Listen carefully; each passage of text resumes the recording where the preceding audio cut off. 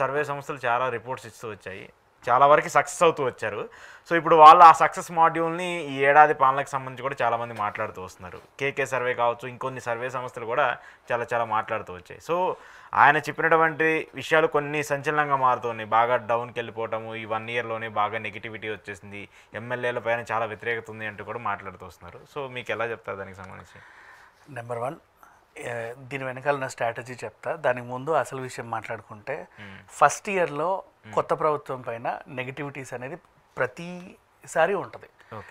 ఎందుకు నెగిటివిటీస్ ఉంటాయంటే, గత ప్రభుత్వం వాళ్ళు వెళ్తూ వీళ్ళ మీద నెగిటివిటీ వచ్చేలాగా కొన్ని చేసిపోతారు. ఇప్పుడు ఫర్ ఎగ్జాంపుల్ ఇక్కడ మన కేసీఆర్ ఏం చేశాడు, ₹1 పావులకి కొనే కరెంటుని ₹30 ₹40 పెట్టి కొని అందరికి ఇచ్చా 24 hours. వీళ్ళు రాగానే అది ఆ భారాన్ని కంట్రోల్ చేసే పనిలో కొన్నిసార్లు కోతలు వస్తాయి. కేసీఆర్ ఉన్నప్పుడు మాకు 24 hours కరెంట్ ఇచ్చాడు, నువ్వు వచ్చి రాగానే కరెంటు పోయింది అంటారు. ఇట్లాంటి నెగిటివిటీస్ వాళ్ళు చాలా అప్పులు చేసి వీళ్ళ నెత్తి మీద వేసి వెళ్తారు. వీళ్ళు వాటిని తీర్చుకుంటూ నెగిటివిటీని మూట కట్టుకుంటూ ఉంటారు. అది చేయట్లేదు, ఇది చేయట్లేదు అని వీళ్ళు అడుగుతానే ఉంటారు. అవి జాప్యం అవుతానే ఉంటాయి. గెలిచే ముందు కొన్ని గ్యారెంటీలు ప్రకటిస్తారు. అవి తీర్చడానికి వీళ్ళకి కొంచెం టైం పడుతుంది ప్రతిదానికి. వీళ్ళంటే గెలిచిన వెంటనే మెడ మీద కత్తి పెట్టి తెచ్చి నీ గ్యారెంటీలు సంతకం పెట్టి అంటారు. వాళ్ళు చేయలేరు. అలా ఇమీడియట్ గా రిఫ్లెక్షన్స్ అవ్వవు. దానికి నెగిటివిటీస్ వస్తాయి ప్రతి ప్రభుత్వం పైన. అంటే గత దరిద్రాలన్నీ తుడిచే క్రమంలో కొత్త నెగిటివిటీలని మూటకట్టుకుంటా ఉంటారు. ఇప్పుడు కేకే సర్వే గురించి మాట్లాడుకుంటే, కిరణ్ కొండేటి కదా పారావీల్ అనే ఒక యాప్ని నిన్న రిలీజ్ చేశాడు. యాప్ రిలీజ్ చేశాను చూడండి అన్నాడు అనుకో, ఏముందిలే అంటారు, ఎవడు డౌన్లోడ్ చేసుకోడు. దానికి వెయిటేజ్ రావడానికి ఇది చెప్పాడు. ఎందుకు జనాల్లో తెలుస్తుంది కదా, జనాల్లో తెలుస్తుంది కదా. అదేమా నెగిటివిటీ ఎందుకు వచ్చింది, అందుకే ముందు చెప్పా ఉంటది. అది వీళ్ళు నెక్స్ట్ 4 years ఇంకా 4 years ఉన్నాయా, స్లోగా చేర్పేసుకుంటూ వస్తారు. టైం పడుతుంది. కాకపోతే ఆ వచ్చిన నెగిటివిటీని ఒక యాప్కి ప్రమోషన్లో వాడుకొని రిలీజ్ చేసుకున్నాడు.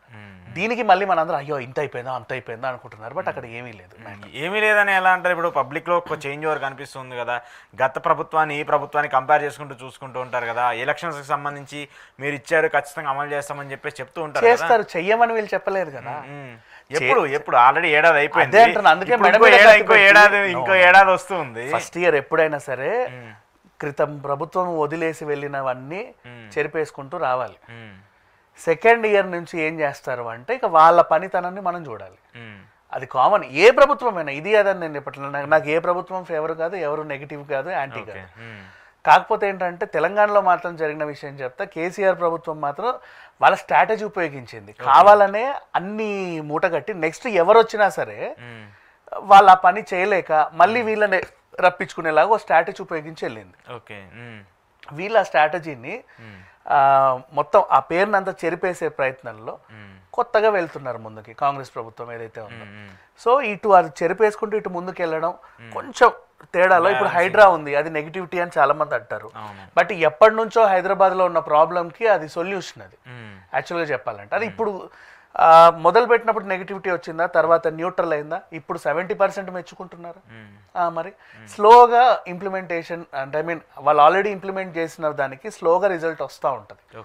అది కామన్.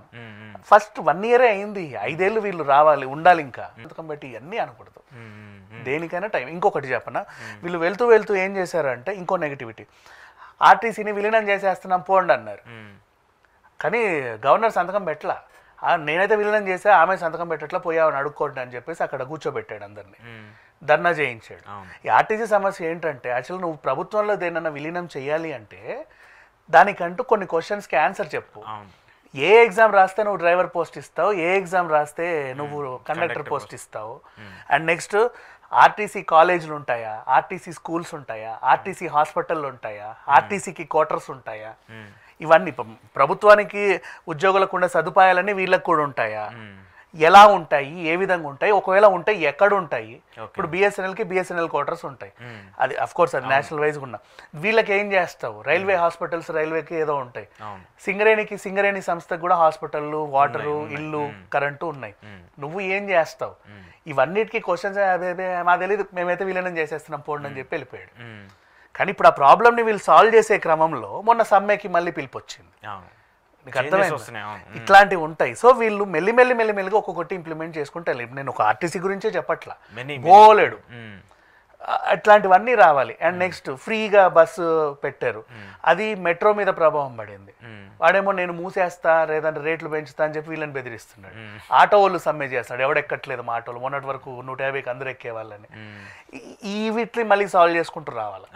ఒక ఇంప్లిమెంటేషన్కి బోలెడ్ అన్ని నెగిటివిటీస్ వస్తాయి. ఆ ప్రాబ్లమ్స్ అన్ని సాల్వ్ చేసుకునే క్రమంలో టైం పడుతుంది, ఓవర్ నైట్ అయ్యేవి కాదు. సో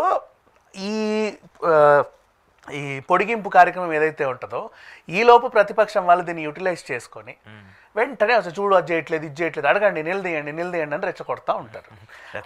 అది ప్రశ్నించడం కదా, ప్రశ్నించడం వేరు, రెచ్చగొట్టడం వేరు.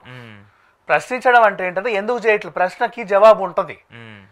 ఎందుకు చేయట్లేదు, ఇందుకు చేయట్లేదు, ఎప్పుడు చేస్తావు, అప్పుడు చేస్తా, అంతే. రెచ్చగొట్టడం చేయమని చెప్పు, ఇప్పుడే చేయమని చెప్పు. మరి ఎందుకు ఎలక్షన్స్ ముందు నుంచే మేము ఇప్పటి నుంచి చేస్తాం, వచ్చిన తర్వాత రోజు నుంచి చేస్తాం అంటే ఎన్నికల కోసం గెలవడం కోసం ఆ స్ట్రాటజీ లాగా వాడుకుంటూ ఉంటారు. అందరూ చేసే పనే కదా, దాంట్లో తప్పే. మరి రాజకీయ నాయకులు అలా అబద్ధాలు చెప్పి వస్తూ ఉంటే ఇంకా ప్రజలు ఏమైపోతుంటారు? మరి అంతకు ముందు దళితుని ముఖ్యమంత్రిని చేస్తా అని ఒక సుంట చెబితే 10 ఏళ్ళు ఆగాడిదనే ఊరేగించారు కదా, ఎవడు అడగలేదేంటి?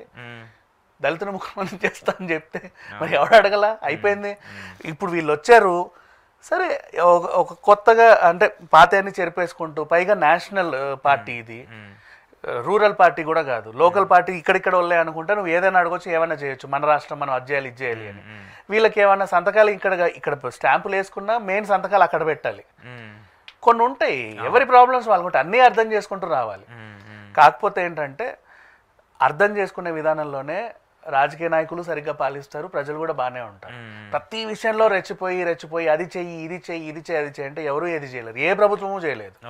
అండ్ నౌ ఇప్పుడు కేకే సర్వే గురించి మళ్ళీ మాట్లాడుకుంటే, ఎలా అయితే ఈ నెగిటివ్ టాక్ వచ్చిందో దాంట్లో ఏ ఎమ్మెల్యేలకు వచ్చింది, ఎంత పర్సంటేజ్లో వచ్చింది, ఏ పని చేస్తే ఇది వచ్చింది అనేవన్నీ రాసి ఇలా పెట్టుకున్నాడు.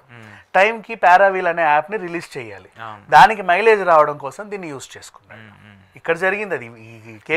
కూడా ఒక స్ట్రాటజీ ఆఫ్ కోర్స్ డెఫినెట్ గా ఒక బిజినెస్ మాడ్యూల్లో వాళ్ళు ఒక స్ట్రాటజికల్ గా చేస్తూ ఉంటారు. ఎందుకంటే వాళ్ళు ఎస్టాబ్లిష్ అవ్వాలి, వాళ్ళు ఎంప్లాయీస్ ఉంటారు, వాళ్ళ కంపెనీ రన్ అవ్వాలి, కాబట్టి అది ఓకే, అది ప్రాపర్గా ఉంటుంది. కానీ ఎమ్మెల్యేలకు సంబంధించి వాళ్ళ పనితీరు వస్తున్నప్పుడు ఖచ్చితంగా జనాలకి అలాగే ప్రభుత్వానికి మధ్యలో ఉండేది ఎమ్మెల్యేలు. వాళ్ళు చేసేటువంటి అవినీతులు కావచ్చు, లేదంటే వాళ్ళ మీద వచ్చేటువంటి నెగిటివిటీ ఇంపాక్ట్ ఒక్కసారి వచ్చినా 10 సార్లు వచ్చినా నెగిటివిటీ కదా. సో దానివల్ల పార్టీకి నష్టమైపోద్ది, ఓవరాల్ గా వాళ్ళకు కూడా ఇబ్బంది వచ్చే అవకాశం. సో ఎప్పుడు కూడా ఫస్ట్ ఇయర్ ఎవరు ప్రశ్నించొద్దు.